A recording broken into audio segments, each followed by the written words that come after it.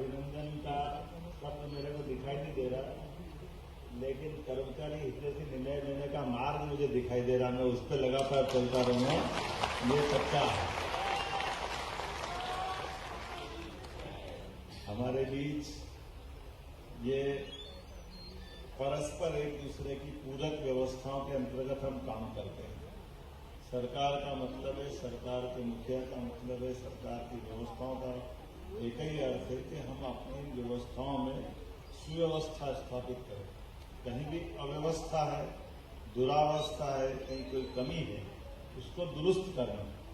मैं ये बात बिल्कुल जवाबदारी के साथ कहना चाहूंगा कि मैं प्राधिकरण में रहा, टूरिज्म में रहा, बाद में भी शिक्षा मंत्री करके भी आपके बीच में से ही काम करते करते जब निकला तो मुझे इस बात का तो एहसास है ही कि हम अगर निर्णय कुछ भी कर रहे हैं, लेकिन निर्णय का क्रियान्वयन कराने की जो नीचे की हमारी एजेंसी है, जो काम करने के और काम को नीचे अंजाम को पहुंचाने वाले लोग हैं, अगर उनके मन में कोई असंतोष है, उनके मन में अड़चन है, उनकी व्यवस्था बिगड़ी हुई है, तो हम कितनी भी बात कर लें वो बात का नीचे असर आएगा ही नहीं। इसलिए स्वाभाविक रूप से हमारे लिए दोनों तरह से बढ़ने की आवश्यकता है। मैं मान के चलता हूं कि आज के इस अवसर पर सच्चे कर्मयोगी अगर कोई है तो आप सबको प्रणाम करता, आपका अभिनंदन करता। आपके परिश्रम, समर्पण, जल कल्याण और विकास के पथ पर बढ़ने वाले संकल्प के बलबूते पर हमारी सरकार अपने सारे निर्णयों को नीचे क्रियान्वित करा पाएगी। मैं इस नाते से भी आपको बधाई देना चाहूंगा कि जैसे हमको मालूम है भगवान राम की विजय तो हुई, लेकिन नल नील के बिना नहीं हुई। उनने जब तक मार्ग नहीं बनाया तब तक भगवान राम भी पार नहीं पाया। ये और जब अच्छा संकल्प हो तो पत्थर भी तिर जाता है, ये भी मुझे मालूम है।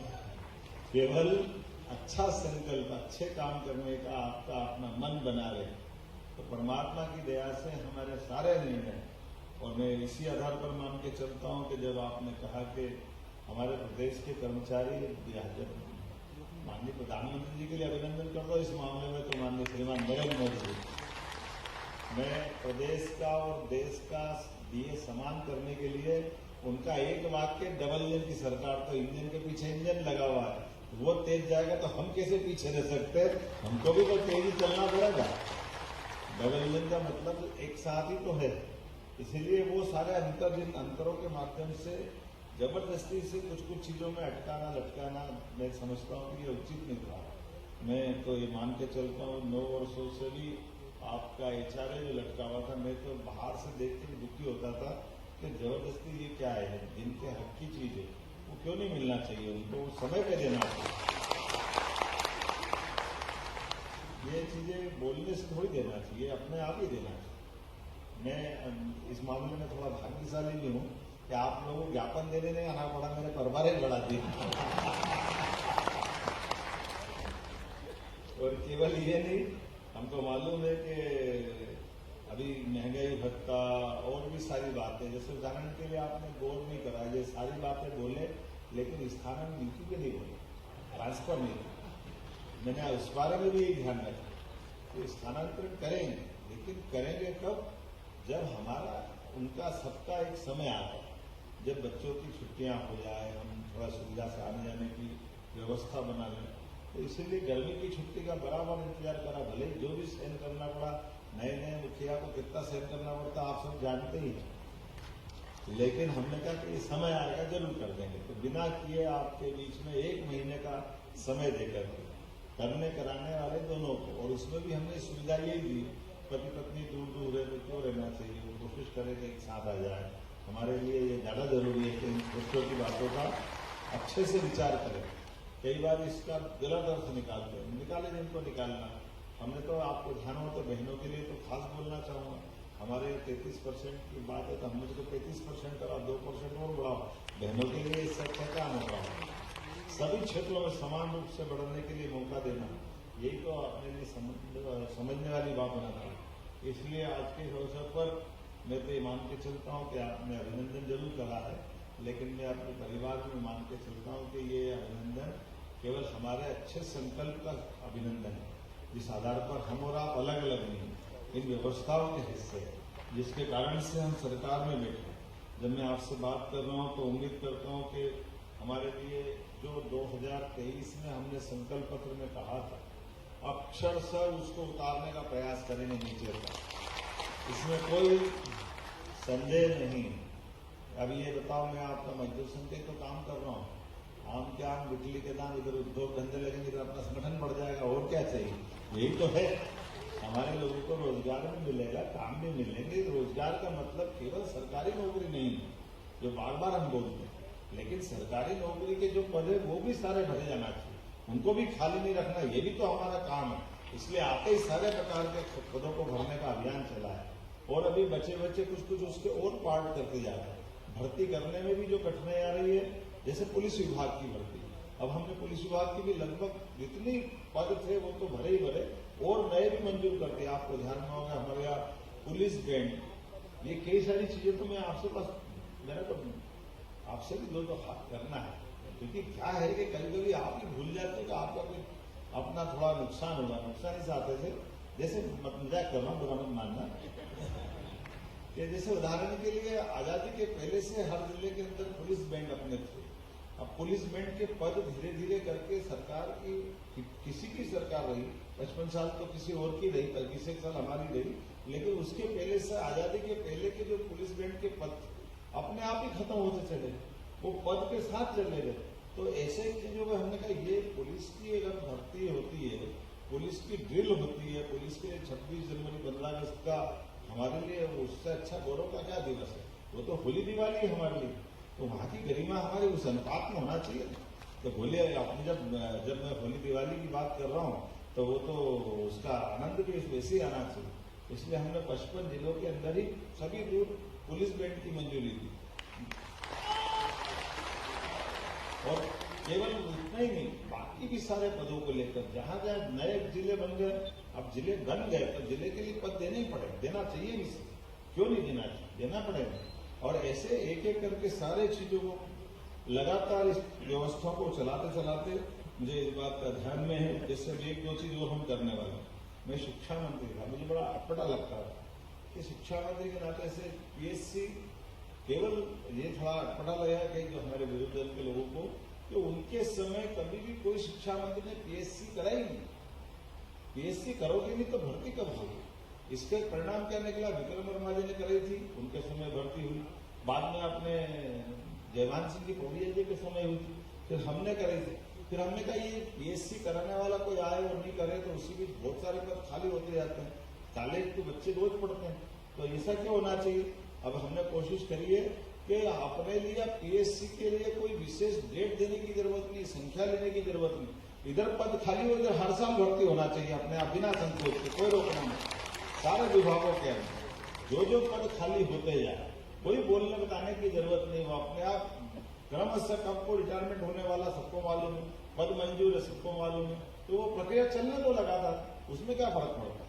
ये इसमें कोई बड़ी बात नहीं, ये करना ही चाहिए लगातार। इसलिए बल्कि और आगे बढ़ के हम तो और सोच रहे हैं, भगवान चाहेगा जल्दी इसके रिजल्ट आए। एक निर्णय ये कर रहे हैं कि आप एक बार में एक एग्जाम करा लें, जैसे यूपीएससी की एग्जाम होती है, यूपीएससी में जो ज्यादा नंबर है तो वो आईएएस में चले जाएगा, जो थोड़े कम नंबर है वो आईपीएस हो जाएगा, और थोड़े कम है तो वो फॉरेस्ट में चला जाएगा, और थोड़े कम है तो रेल में चला जाएगा। आप कर लो ना चयन एक बार, आप फिर उनको जैसी जैसी लगती जरूरत पड़ती वहां भेजते चले जाओ, तो अनावश्यक रूप से क्यों लटकाने का मामला? ये होना चाहिए कि नहीं? सारे पदों पे सभी प्रकार के लोग मिल जाएंगे, लेकिन बिना बात के लटकाना, ये तो बात समझ में नहीं है। तो ये अपनी व्यवस्थाओं को अगर सुचारू रूप से संचालित करना तो ऐसे निर्णय करना ही पड़ेगा। फिर हमने कहा कई जगह जैसे मान लो महाविद्यालय है, अब महाविद्यालय मान लो डिडोरी में है, मंडला, बालाघाट, झाबुआ, कई बार हमारे आदिवासी अंचल में, अब आप कह रहे हो वहां जाना चाहिए, जाना चाहिए, जाना चाहिए, जाए तो बेचारा रहेगा कहाँ? मकान ही नहीं, तो मकान नहीं होने से कॉलेज बिल्डिंग बना देते हैं, बड़ी अच्छी भव्य बिल्डिंग बनेगी, लेकिन पहले सिविल लाइन्स जैसी मकानों की भी तो उपलब्धता थी। तो हम जिनको भेजना चाहते अगर कठिनाई है तो सरकारी आवास भी बना के रखे ताकि वो अपने बाल बच्चों के साथ चले जाए, उसमें भी कोई गलत नहीं। हमको अपनी उनकी सहूलियत भी तो देखना पड़ेगी, उनकी चीजों को भी देखना पड़ेगी। और अब हम तो उस कठिनाई से बाहर ला रहे हैं, लेकिन थोड़ा सावधानी के साथ ला रहे हैं। अभी हमारे लिए आवागमन के लिए राज्य परिवहन का ये बड़ा अभाव था कि नहीं था? तो मुख्यमंत्री सुगम बस सेवा भी चालू करने वाले हैं, जिसके माध्यम से पूरे राज्य के अंदर छोटे से छोटे स्थान आने जाने के लिए कहीं भी जाएंगे तो अपनी सुविधा होना चाहिए। इस व्यवस्था को पुनर्स्थापित करने का प्रयास करें। जब मैं ये सारी बातें कर रहा हूँ तो मुझे ध्यान में आ रहा है कि अब आपने कहा कि यहाँ के आवास का लोकार्पण करा, आंगनबाड़ी, आंगनबाड़ी सहायिका की उनको भी अपन ने बीमे की बात करी, सारी बातें करी। तो बच्चों को क्यों छोड़ना चाहिए, सबको दिलाएंगे, छोड़ चिंता मत करो, कोई को नहीं छोड़ना। जब मुख्यमंत्री को मालूम है कि प्रधानमंत्री 5 लाख तक का बीमा सारे समाज के लिए रख रहे हैं और 70 साल के ऊपर वाले तो सारे ले लिए, तो इसमें से हमारे कर्मचारी अधिकारी को छूटना चाहिए, तो उनके लिए भी चिंता करना चाहिए। इसलिए हमने निर्णय किया कि भाई आपके इसमें तो आएगा, गलत क्या है, तो बीमे के माध्यम से अगर जिंदगी श्योर होती है, उनकी बात बहुत सारी बातों में जीवन में आगे एक आश्वस्ति लगती है, तो उसमें कोई तकलीफ नहीं होना चाहिए। मैं मान के चलता हूं कि आज जब हमारे कर्मचारी खुशहाल और संतुष्ट होंगे तो सरकार हमारी निश्चित रूप से आगे बढ़ेगी। मैं मान के एक और आपसे ये सोच करके बात कर रहा हूं कि अभी भी कुछ चीजें बची है, एक बार आपके साथ बैठ करके वो आप बताते जाएंगे, लेकिन ये जरूर एक आपसे निवेदन करना चाहूंगा, थोड़ा आप मदद करना। हमने अपने रोजगार दिलाने के उद्योग धंधों का भी अभियान चलाया, क्योंकि ये मान के चलो कि 9 करोड़ की आबादी मध्य प्रदेश की है, सारे सरकारी पद मिला लो तो 10 लाख भी नहीं होते सारे पद, तो बाकी बड़े सारे पैमाने पे लोग क्या करेंगे, तो वो अपने अपने अलग अलग काम धंधे रोजगार सब प्रकार की व्यवस्था से जुड़े, लेकिन उनके साथ में भी निश्चितता हो, उनकी भी मदद हो जाए, उनका भी शोषण नहीं हो। इसलिए जैसे दूध के मामले में हम दूध उत्पादन में आगे बढ़ रहे हैं, क्योंकि दूध उत्पादन में मध्य प्रदेश का हिस्सा देश में 3रे नंबर पे और 9% दूध हम अभी उत्पादित कर रहे हैं, इसको ले जाके 20% तक ऊपर जाने वाले हैं। ऐसे में कई सारे इंडस्ट्री की बात कर सकता हूँ। ये भी आपने देखा रोजगार आधारित उद्योगों के लिए पहले तो केवल कारखाने वालों को ये मदद मिलती थी कि बिजली के बिल की छूट मिल जाएगी, रजिस्ट्री की छूट मिल जाएगी, अलग अलग प्रकार के टैक्स की छूट मिल जाएगी। अब हमने कहा कि नहीं, अगर मशीनों के आधार पर जो उद्योग चलाएंगे वो तो आपने चला, उससे कोई मना नहीं, लेकिन उसमें रोजगार नहीं मिलता। लेकिन रोजगार परक उद्योग आएंगे तो प्रति लेबर 5,000 से लेकर उससे ऊपर तक की हम मदद करेंगे, वो रोजगार आधारित उद्योग लगाए हमारे राज्य में। इसलिए ये आप बड़े पैमाने पर ये उपयोग चालू कर रहे हैं। इसलिए आप अंदाज लगा लो, अकेले इसी साल जब मैं परसों अभी इंदौर में आया था होकर के, तो मैनमेड रेडीमेड गारमेंट्स और टेक्निकल टेक्सटाइल दोनों के लिए बड़े पैमाने पर लोग आए, पूरे देश से लोग आए। अकेले आपके गोकुलदास यहाँ जो इंडस्ट्री चल रही रेडीमेड गारमेंट्स की, या बेस्ट इंटरप्राइजेस उज्जैन में चल रही, इंदौर में चल रही, प्रतिभा सिंटेक्स चल रही, हमारा गन्ना और धार जिले के अंदर इसी के पास में ही लगभग 3 लाख लोगों को रोजगार मिलेगा। हम हमारे रेडीमेड गारमेंट्स में हमारा ये बहुत जल्दी इसका भी हम भूमि पूजन कराने वाले प्रधानमंत्री के माध्यम, और ऐसा एक नहीं प्रदेश भर में। अब एक छोटी मदद आपकी ये भी चाहिएगी कि थोड़े से अपने ये जो इस टाइप के जो स्किल डेवलप करने वाली लेबर है, ट्रेनिंग कराने वाले केंद्र है, इसमें आपसे भी तालमेल चला कि जहां जहां से हमारे ये, क्योंकि आखिरकार कुछ जगह तो रोजगार आधारित कारखानों के कारण से बहुत तेजी से आगे बढ़ जाते हैं और कुछ जगह की हमारी विकास की बहुत सारी चीजें रुकती है। तो ऐसे समय में हम और आप मिलकर के इनकी ट्रेनिंग करा करके रोजगार आधारित सारे काम धंधों के लिए परस्पर एक दूसरे के पूरक होकर वो सारी चीज खड़ी करें, तो हमारे लिए प्रदेश को हम अपने आर्थिक रूप से भी समृद्ध बनाएंगे, सभी भाई बहनों के लिए भी समृद्ध करेंगे।